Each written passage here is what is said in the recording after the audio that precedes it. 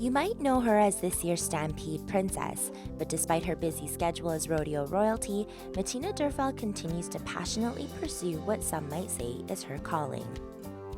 So when I had the chance to go with my cousins out west, I don't remember where it was, I was maybe like 7, and they had some friends with horses and they were bringing a horse there to retire him, and we had the chance to do some trail riding, and they kind of told us that the one horse that I immediately said, oh, she's the prettiest, and I liked her, and they said, oh, well, you know, you can't really touch her, she's been abused a bit, and no one's, you know, a human hasn't been able to get up to her for years. She'll kind of walk away from you and doesn't really like to be around people. And I kind of climbed onto the fence and put my hand out, and she came over and sniffed my hand. It was love at first sight, and from there, Matina convinced her parents for a horse of her own, and that's when the love blossomed.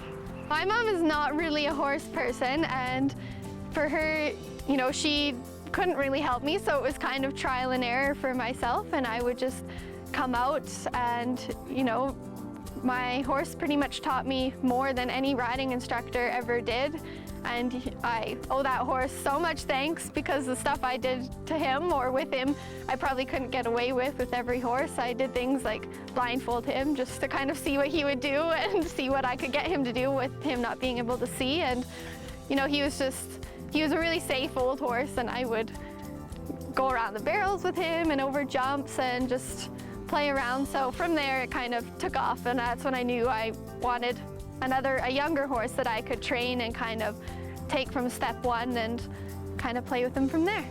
Matina has had a total of 4 horses thus far, and being a rider herself, she's well aware of the importance of equine therapy. Just like us, I mean, horses, especially once you are getting competitive, any type of rodeo horses, show jumping horses, race horses, they get sore muscles, they have, you know, they overcompensate when they have injuries, and as soon as they have an injury, they're going to overcompensate for it somewhere. So it's kind of like maybe a physio that follows along with a soccer team or works with bodybuilders. You know, horses that are athletes need someone to help them along with that as well. Although the Stampede Princess continues to learn new skills at school, rescuing and helping horses had always been her passion, even way before school. My black horse, Amigo, he's the one that I rescued when I was 13. He was gonna head on the meat truck, and I said, Mom, someone's gonna eat him, and he's so cute. And my mom, not being horse lady, said, okay, sure, let's get him. And at the time, like I said, he was probably a year old, year and a half. He was very underfed. He was still a stud colt and had never, ever been touched. So he was deathly afraid of people and pretty much everything. So it took years and years for me to be able to get him to the point where he's at today. And you know, it took me a year before I even put a saddle on his back, and just really worked with him from step 1, teaching him everything. Not only does Matina love horses, but she loves everything about them.